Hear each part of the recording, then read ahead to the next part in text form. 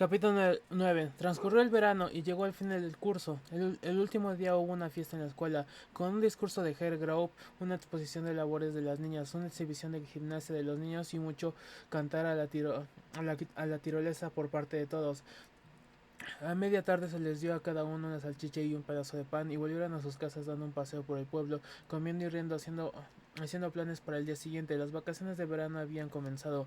Mats no acabó hasta 1 o 2 días después. En el instituto de Zurich no terminaba el curso con canciones y salchichas, sino con calificaciones. Max volvió a casa con la lista de comentarios de siempre: no se esfuerza, no pone interés, y Ana y él tuvieron que soportar la acostumbrada comida seria mientras mamá y papá los leían. Mamá se quedó particularmente defraudada, porque aunque en Alemania está habituada a que Max no se esforzara y no pusiese interés, por alguna razón había esperado que en Suiza fuera diferente, porque Max era listo. Lo que pasaba era que no estudiaba, pero la única diferencia era que mientras que en Alemania Max había desatendido sus estudios para jugar fútbol, en Suiza los había desatendido para pescar, y los resultados eran muy semejantes.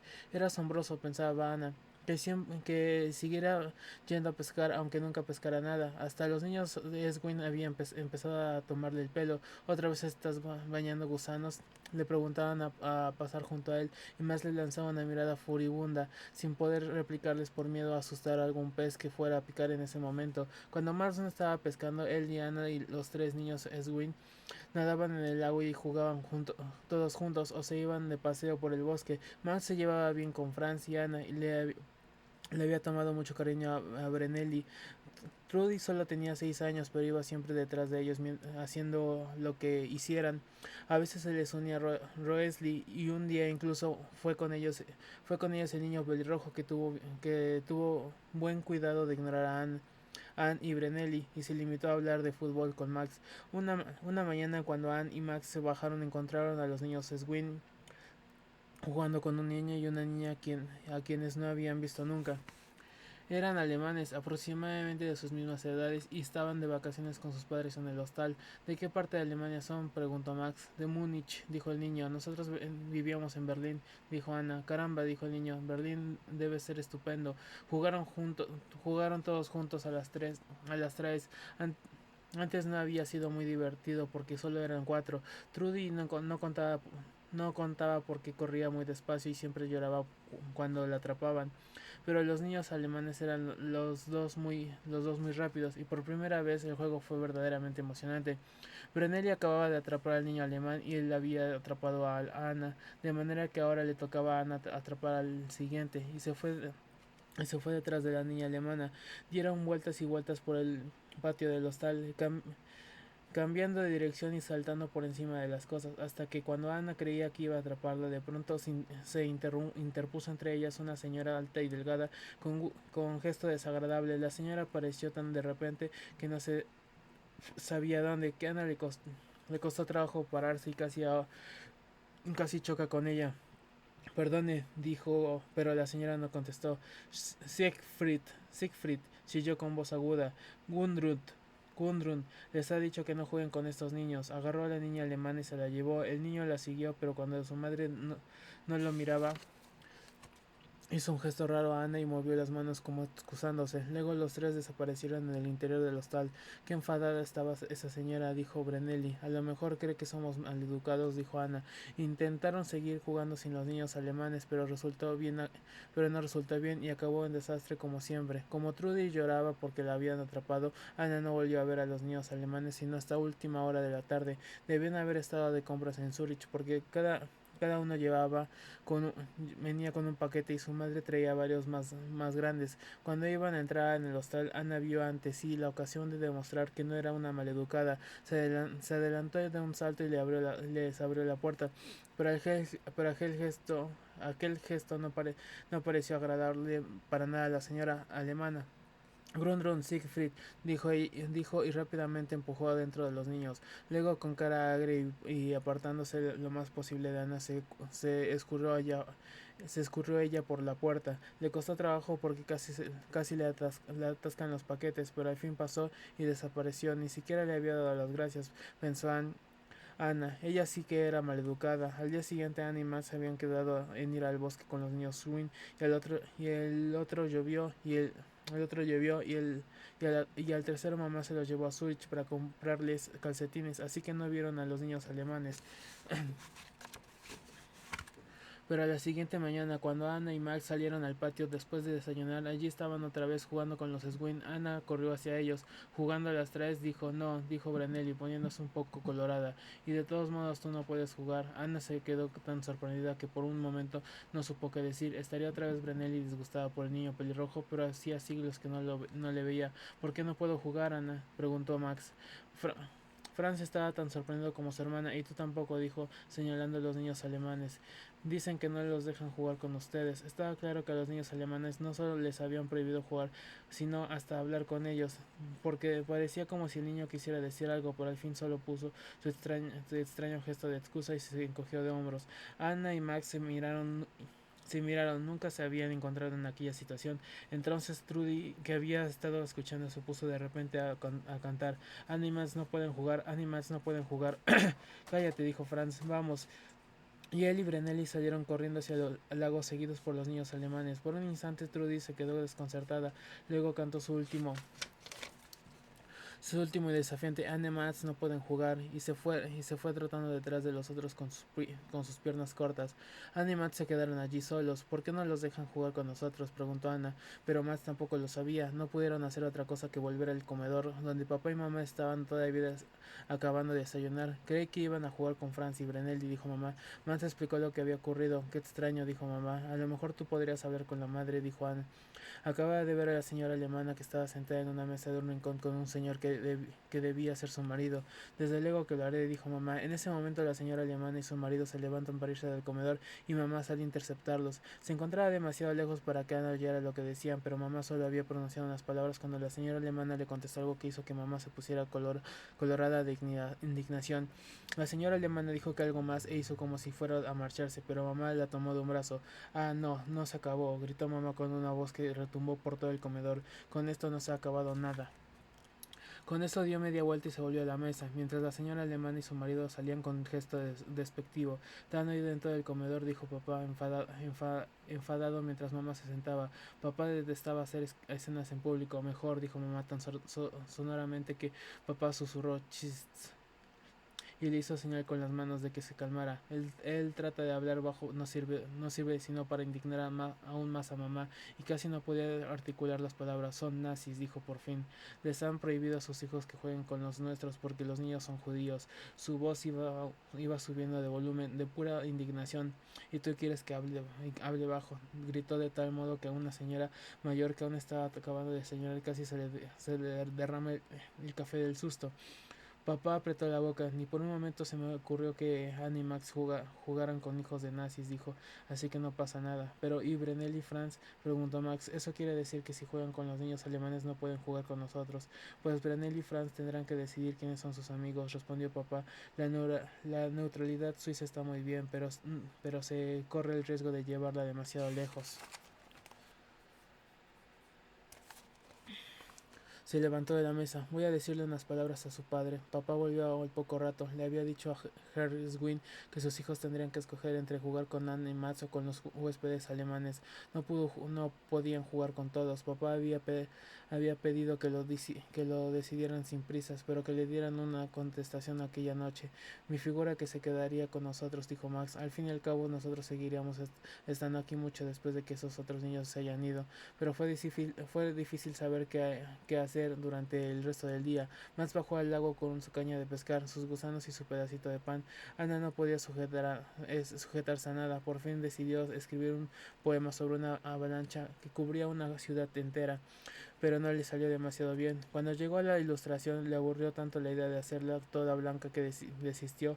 Max, como de costumbre, no pescó ningún pez, y a media tarde estaban los dos tan lánguidos que mamá les dio medio franco para que se compraran chocolate, a pesar de que anteriormente les había dicho que era demasiado caro.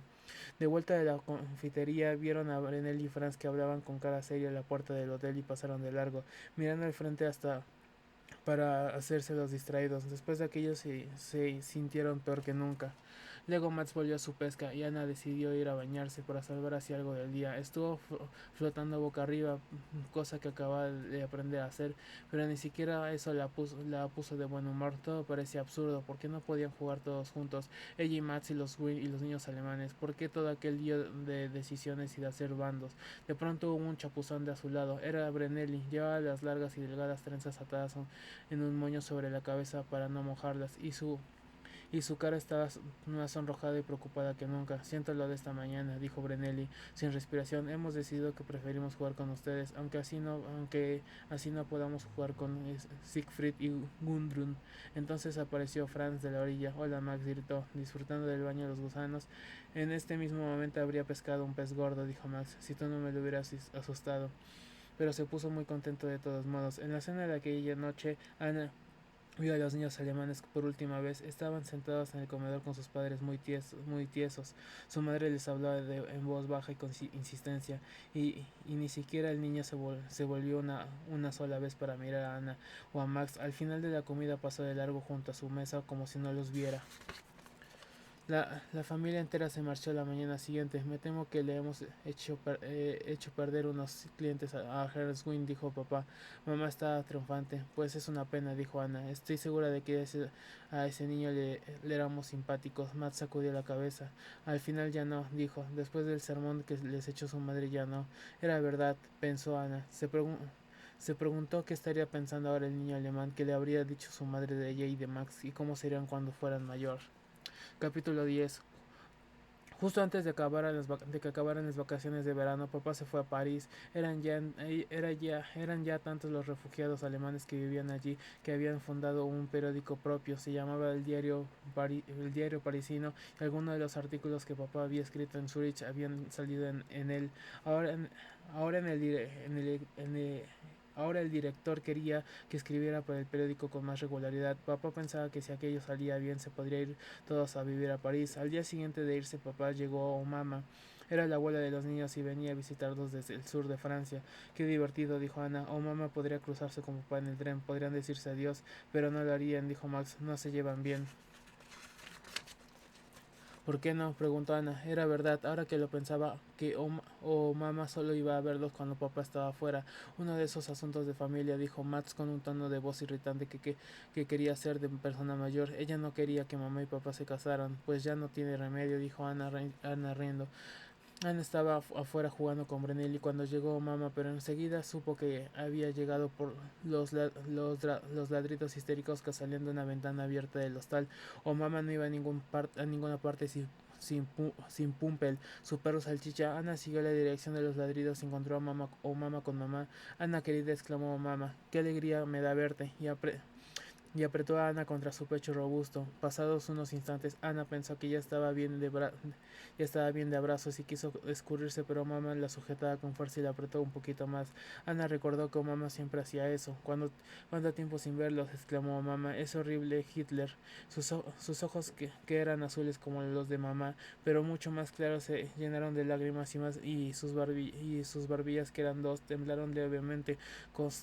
Costaba trabajo entender qué estaba diciendo exactamente por el escándalo que armaba Pumpel. Solo unas cuantas frases como arrancarnos de nuestros hogares y deshacer familias sobresalían por encima de los ladridos frenéticos. ¿Qué le pasa a Pumpel?, preguntó Ana. Ay, Pumpel, pobrecito Pumpel, mírenlo, exclamó mamá. Ana ya lo había estado mirando. Pumpel se estaba comportando de una manera muy extraña. Tenía el trasero marrón levantado en punta en el aire y aplastaba continuamente la cabeza sobre sus patas delanteras como si estuviera haciendo una reverencia. Entre reverencia y reverencia dirigía una mirada implorante a algo que había encima del lavabo de mamá. Como Pumpel era igual de choncho que mamá, toda aquella operación le resultaba muy difícil. ¿Qué quiere?, preguntó Ana. Está pidiendo, dijo mamá. Qué gracioso, está pidiendo esa bombilla. Pero Pumpel, cariñito mío, si no te la puedo dar. Ana miró sobre el lavabo. Había una bombilla redonda, absolutamente vulgar, pintada de blanco. Parecía un tanto extravagante que alguien se encaprichará con ella, ni siquiera Pumpel. ¿Por qué la quieres?, preguntó Ana. Por supuesto que él no se da cuenta de que es una bombilla, exclamó mamá pacientemente. Cree que es una pelota de tenis y quiere que se la tire. Pumpel Pumpel, intuyendo que por fin estaba tomando en serio sus necesidades, volvió a sus reverencias y ladridos re- con redoblado vigor. Ana se echó a reír. Pobre Pumpel, dijo, y trató de acariciarlo, pero él inmediatamente le tiró un mordisco hacia la mano con sus dientes amarillos. Ana la retiró rápidamente. Podríamos desenroscar la bombilla, dijo mamá, pero estaba pegada al casquillo y no había manera de moverla. Quizás si tuviéramos una pelota de tenis de verdad, dijo mamá al tiempo que buscaba su monedero. Ana, querida, ¿te importaría bajar? Creo que todavía están abiertas las tiendas. Las pelotas de tenis son muy caras, dijo Ana. Una vez había querido comprar una con su dinero la de la semana, pero no había tenido ni para empezar.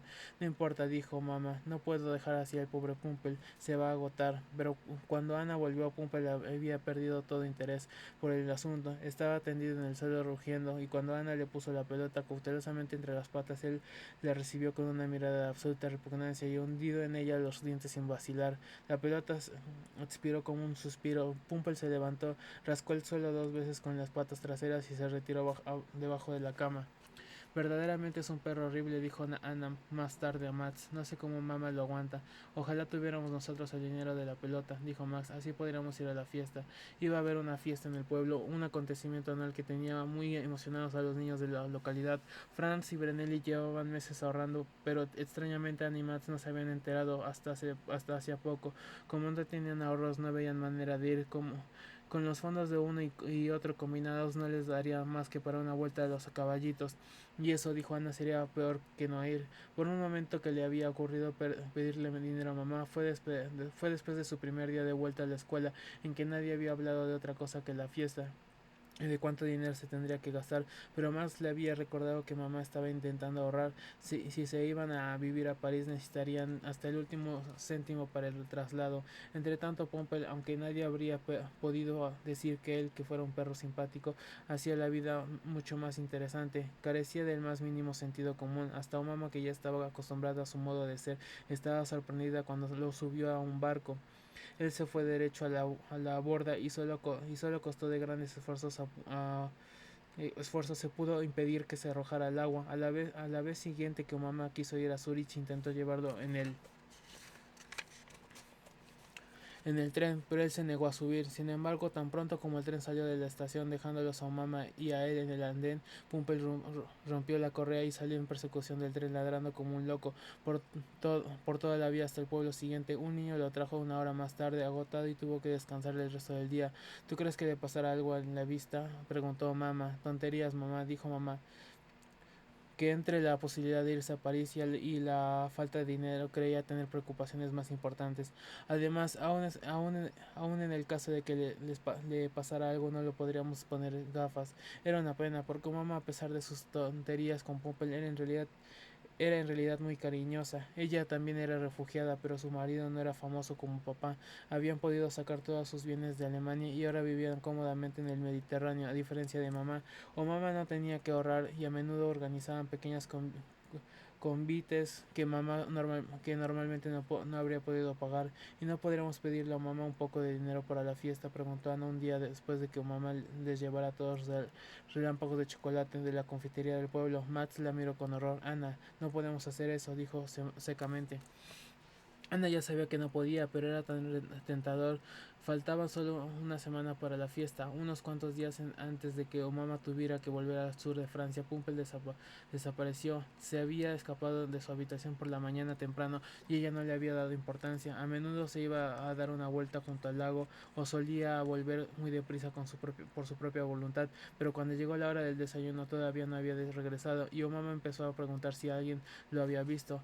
¿En qué lío se habrá metido esta vez?, dijo Herzwin. No tenía simpatía por Pompel, que molestaba a sus otros clientes, mordisqueaba los muebles y por 2 veces había querido morder a Trudy. A veces se comportaba como un cachorrito, dijo mamá tiernamente, a pesar de que Pumpel tenía 9 años. Uy. Más bien será que está en su segunda infancia, dijo Herzwin. Los niños lo buscaron sin mucho entusiasmo, pero ya casi era hora de ir al colegio y estaban seguros de que antes o después aparecería, probablemente acompañado de alguna víctima indignada a quien habría mordido, cuya propiedad habría destruido. Brenelli vino a recoger a Ana y las dos se dirigieron a la escuela, y a Ana se le olvidó enseguida lo del perro. Cuando regresaron a la hora de comer, Trudy se las recibió con aire de gran importancia. Han encontrado el perro de tu abuela, dijo. Se ha ahogado. Qué tontería, dijo Brenelin. Lo estás inventando. No lo estoy inventando, dijo Trudy muy ofendida. Es verdad, papá lo encontré en el lago y yo lo he visto y está completamente muerto. Una de las cosas más por las que vi que estaba muerto es que no intentó morderme. Mamá confirmó la historia de Trudy. Habían encontrado a Pumper al pie de un muro bajo a la orilla del lago. No hubo manera de saber cómo había llegado hasta allí. Si se habría tirado desde arriba en un ataque de locura o habría confundido uno de los cantos rodados que había en el agua con una pelota de tenis. Hertzwin sugirió que podía haber sido un suicidio. Yo he oído de perros que lo hacen, dijo, cuando ya no valen para sí mismos ni para nadie. La pobre mamá se llevó un disgusto horroroso. No bajó a almorzar y apareció silenciosa con los ojos enrojecidos hasta el funeral de Pumper por la tarde. Hertzwin cavó una pequeña fosa para él en una esquina del jardín. Mamá lo había envuelto en un chal viejo y todos los niños estuvieron presentes mientras ella lo depositaba en su última morada. Luego, bajo la dirección de mamá, cada uno de ellos le echó encima una paleta de tierra. Hertzwin echó ágilmente mucha más y luego lo aplastó y le dio forma haciendo un montículo bajo. Ahora la decoración, dijo Hertzwin, y mamá llorosa puso encima una maceta grande con un crisantemo. Trudy la contempló con aprobación. Ahora ya su perrito no se podrá salir, dijo con evidente satisfacción. Aquello fue demasiado para mamá, y para gran asombro de los niños corrompió en llanto, y Hertzwin se la tuvo que llevar. El resto del día fue bastante melancólico. En realidad a nadie le importaba el pobre Pompey excepto a mamá, pero todos en atención a ella se sintieron obligados a no mostrar no mostrarse demasiado alegres. Después de cenar, Max se marchó a hacer a hacer sus deberes mientras Ana y mamá se quedaban a hacer compañía a mamá. Apenas había dicho una palabra en todo el día, pero ahora de repente no podía parar de hablar. Habló y habló sobre Pompey y todas las cosas que solía hacer. Con qué valor iba a volver al sur de Francia sin él. Le había hecho tanta compañía en el tren. Tenían incluso su billete de vuelta que obligó a inspeccionar a mamá y a Ana. Todo ello era culpa de los nazis, exclamó. Si Pompey no hubiera tenido que salir de Alemania, no se habría ahogado en el lago de Zurich, aquel horrible Hitler. Después mamá orientó poco a poco la conversación hacia la habitual lista de personas que se habían ido a vivir a distintos países o se habían quedado y Ana se puso a leer, pero el libro no era demasiado interesante y continuamente se filtraban hasta ella trocitos de la conversación. Uno había conseguido un trabajo de cine en Inglaterra, otro que antes era rico estaba pasando ahora muchos apuros en América y su mujer tenía que trabajar de asistente y un famoso catedrático le habían detenido y enviado a un campo de concentración. Entonces Ana recordó que era una cárcel especial para la gente que estaba con Hitler. Los nazis lo habían encadenado a una perrera. Vaya tontería, pensó Ana, mientras Omama que parecía alguna relación entre aquello y la muerte de Pompey. Seguía hablando cada vez más excitada. La perrera estaba junto a la entrada del campo de concentración y cada vez que alguien entra o salía el catedrático famoso tenía que ladrar para comer. Le daban sobras de un platillo de perros y no lo dejaban que las tocara con las manos. Ana notó de pronto que se mareaba. Por la noche el catedrático famoso tenía que dormir en la perrera. La cadena era muy corta, por lo que nunca se podía poner de pie. Al cabo de 2 meses, pensó Ana, el catedrático famoso se había vuelto loco. Seguía encadenado a la perrera y tenía que ladrar, pero ya no se daba cuenta de lo que hacía. De repente fue como si un muro negro se hubiera alzado entre los ojos de Ana. No podía respirar. Agarró fuertemente el libro que tenía delante, haciendo como que leía. Habría querido no haber oído lo que mamá había dicho. Quitárselo de encima, vomitar. Mamá debió notar algo porque hubo un súbito silencio y Ana sintió que mamá estaba mirándola. Fijó la vista intensamente en su libro y volvió a la página adrede, como si estuviera refrescada en la lectura. No quería que mamá y menos aún mamá le hablaran. Tras un momento la conversación se reanudó. Esta vez mamá estaba hablando en voz bastante alta. No de los campos de concentración, sino del frío que había hecho últimamente. ¿Te la pasas bien con tu libro, querida?, dijo mamá. Sí, gracias, replicó Ana y consiguió que su voz sonara del todo normal. En cuanto pudo se levantó y se fue a la cama. Quería decirle a Max lo que había oído, pero no tuvo valor para hablar de ello. Era mejor no pensarlo siquiera. En el futuro procuraría no pensar nunca en Alemania. A la mañana siguiente, Omama hizo sus maletas. No tenía ánimos para permanecer allí los últimos días, ahora que ya no tenía Pumpel. Pero una cosa buena salió de su visita. Justo antes de la marcharse, les dio a Ana y Max un sobre. Por fuera había escrito regalo de Pompey, y cuando lo abrieron vieron que contenía algo más de 11 francos suizos. Quiero que empleen ese dinero en lo que más les gusta, dijo mamá. ¿De qué es?, preguntó Max emocionado ante tanta generosidad. Es el billete de vuelta de Pompey al sur de Francia, dijo mamá con lágrimas en los ojos. Pedí que me lo reembolsaran, así que al final Anne y Max tuvieron dinero suficiente para ir a la fiesta. Capítulo 11. Como papá volvía de París un domingo, Ana y Max fueron a esperarlo y a Zurich con mamá. Era un día fresco y luminoso de primeros de octubre, y cuando volvían con él en el barco vieron nueve, vieron nieve nueva en las montañas. Papá venía muy contento de su estación en París, aunque se había enojado en un hotelito mugriento para ahorrar. Había comido cosas deliciosas y bebido mucho buen vino. Todas esas cosas eran baratas en Francia. El director del diario parisino había estado muy amable, y papá había hablado también con los directores de varios periódicos franceses. También estos habían dicho que querían que escribiera para ellos. ¿En francés?, preguntó Ana naturalmente. Dijo papá. Había tenido una institutriz francesa cuando era pequeño, y hablaba el francés igual de bien que el alemán. Entonces nos vamos a ir todos a vivir a París, preguntó Max. Antes tenemos que hablarlo mamá y yo, repuso papá, pero estaba claro que era lo que pensaba que debían hacer. Qué bien, dijo Ana. Todavía no hay nada decidido, dijo mamá. Puede ser que también haya posibilidades en Londres, pero Inglaterra es muy húmeda, dijo Ana. Mamá se enfadó. No digas tonterías, dijo. Tú no sabes nada de eso. Lo malo es que mamá no hablaba mucho francés. Mientras papá aprendía francés con su institutriz francesa, mamá había aprendido inglés con una institutriz inglesa.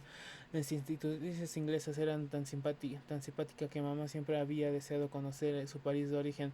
Hablaremos sobre ello, dijo papá. Después le estuvo contando sobre la gente que había visto, viejos conocidos de Berlín, que habían sido escritores, actores o científicos famosos que ahora tenían que luchar para ganarse la vida en Francia.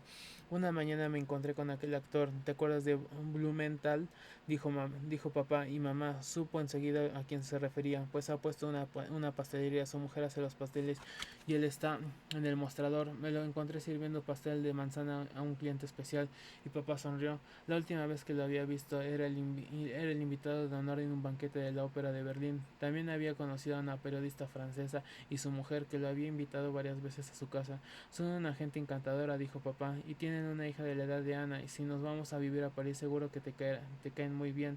Sí, dijo mamá, pero no parecía muy convencida. Durante la semana siguiente y la otra, mamá y papá hablaron de París, y papá pensaba allí podría trabajar y que sería un sitio agradable para vivir. A mamá, que apenas lo conocía, le preocupaba toda la clase de consideraciones prácticas, tales como la educación de los niños y la clase de vivienda que podrían encontrar, cosas en las que papá no había pensado mucho. Al final llegaron a la conclusión de que mamá debía volver a París con papá para ver la situación directamente. Al fin y al cabo era una decisión muy importante, ya que la que iban a tomar.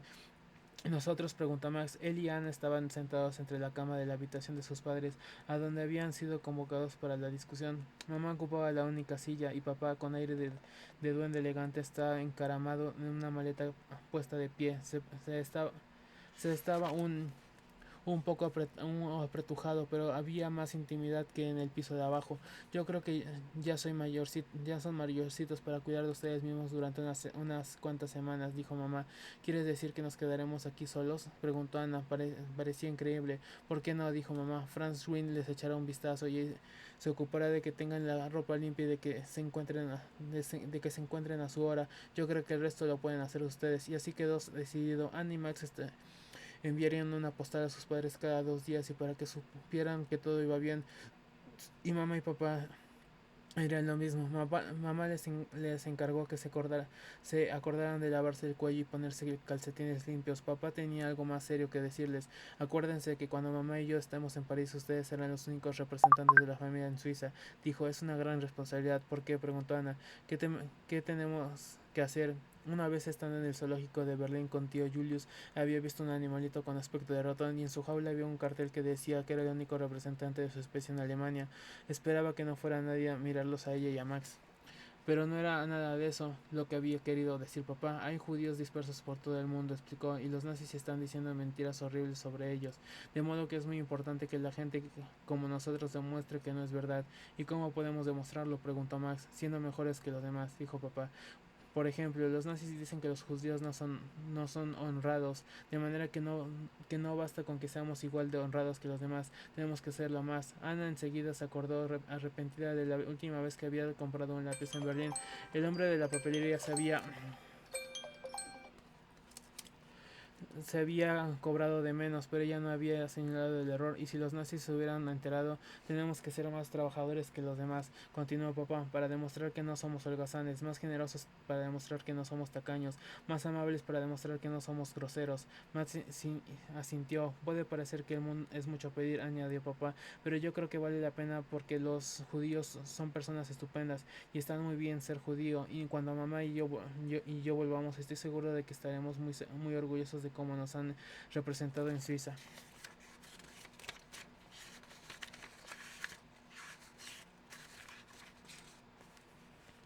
Qué curioso, pensó Ana. Normalmente le daba muchísima rabia que le dijeran que tenía que ser mejor de lo normal, pero esta vez no le importaba. Hasta entonces no se había dado cuenta de que ser judío fuera tan importante. En secreto hizo el propósito de lavarse de verdad el cuello con jabón todos los días mientras mamá estuviera fuera, para que por lo menos los nazis no pudieran decir que los judíos llevaban el cuello sucio. Sin embargo, cuando llegó el día en que mamá y papá se fueron a París, no se sintió nada importante, más bien se sintió pequeña y desamparada. Consiguió no llorar mientras veía cómo su tren salía de la estación del pueblo, pero cuando ella y Max volvieron caminando despacio hasta el hostal, sintió claramente que era demasiado pequeña para que sus padres la dejaran en un país mientras se iban a otro.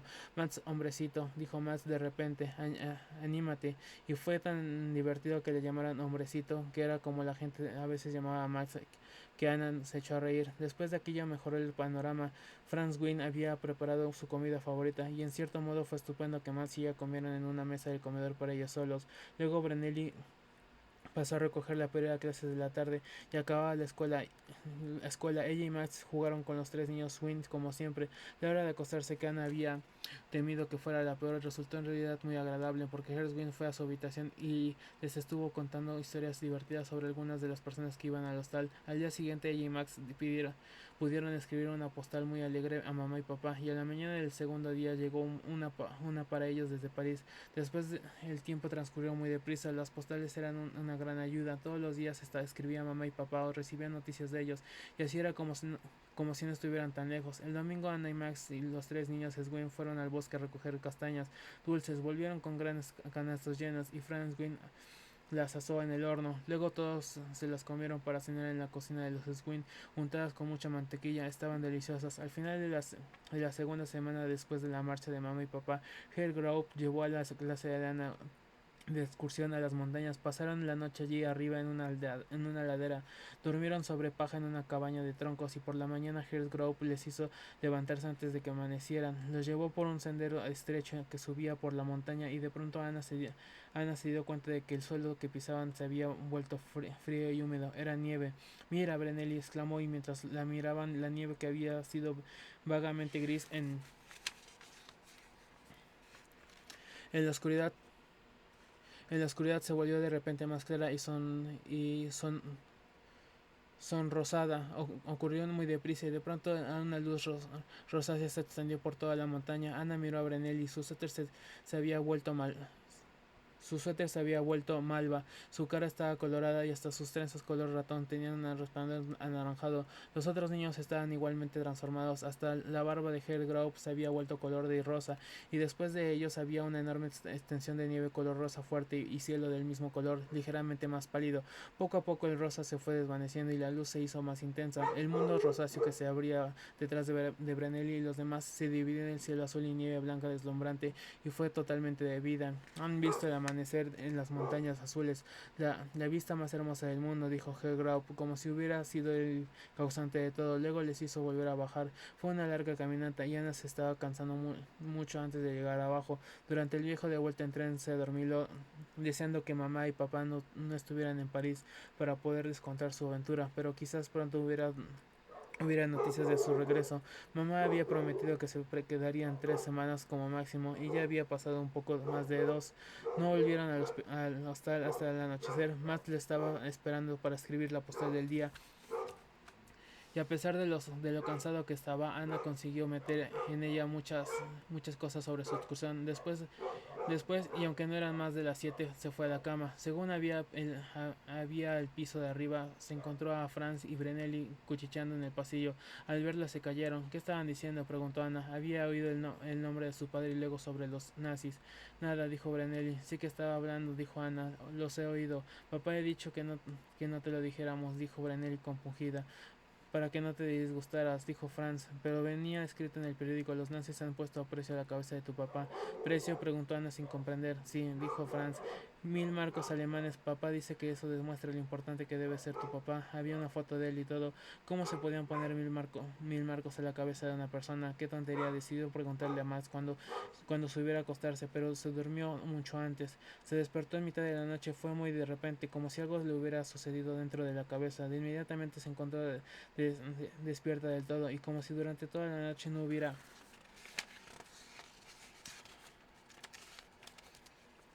estado pensando en otra cosa. De pronto entendió con terrible claridad cómo se ponen 1000 marcos a la cabeza de alguien.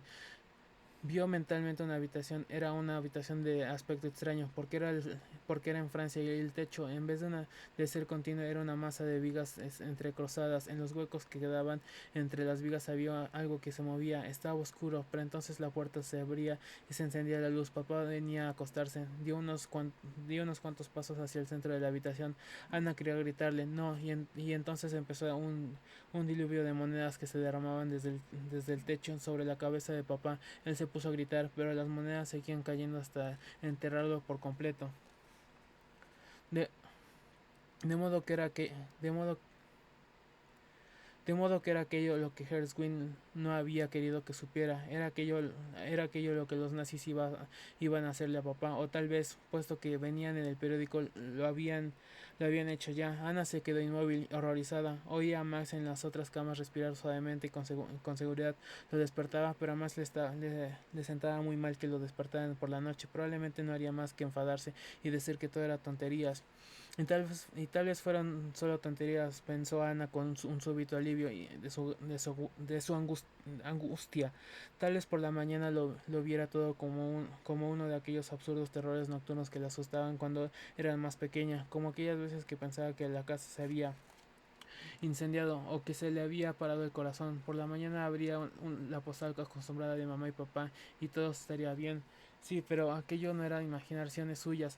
Había salido en el periódico. Su pensamiento daba vueltas y vueltas. Tan pronto estaba haciendo complicados planes para levantarse, tomar un tren a París y avisar a papá, como pensando en lo ridículo que pareciera si daba la casualidad de que Frau Swin la, encontra la encontrara. Al final debió quedarse dormida, porque de pronto era de día y más estaba ya en medio vestir. Ella se quedó en la cama un momento notándose muy cansada y dejando que todos sus pensamientos de la noche anterior volvieran deslizándose hasta ella. Después de todo, ahora por la mañana resultaba un tanto irreales. Max, dijo tentativamente. Max tenía un libro de texto abierto sobre la mesa y le estaba mirando mientras se ponía los calcetines y los zapatos. Perdona, dijo Max, pero hoy tengo examen de latín y no he repasado. Y volvió a su libro murmurando verbos y tiempos. De todos modos daba lo mismo, pensó Ana. Estaba segura de que no pasaba nada. Pero en el desayuno no hubo un postal de mamá y papá. ¿Por qué crees tú que no habrá llegado?, preguntó Ana a Max.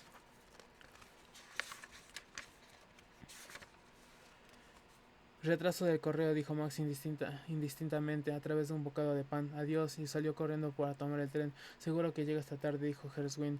Pero en la escuela Ana estuvo todo el tiempo preocupada y se pasó el rato mordiendo el lápiz en lugar de escribir una descripción del amanecer en las montañas. ¿Qué te pasa?, dijo Herr Graup. ¿Por qué Ana salió a escribir las mejores redacciones de la clase? Una experiencia así debería haberte inspirado. Era hermoso. Y se alejó personalmente ofendido por la falta de respuesta de Ana a su amanecer.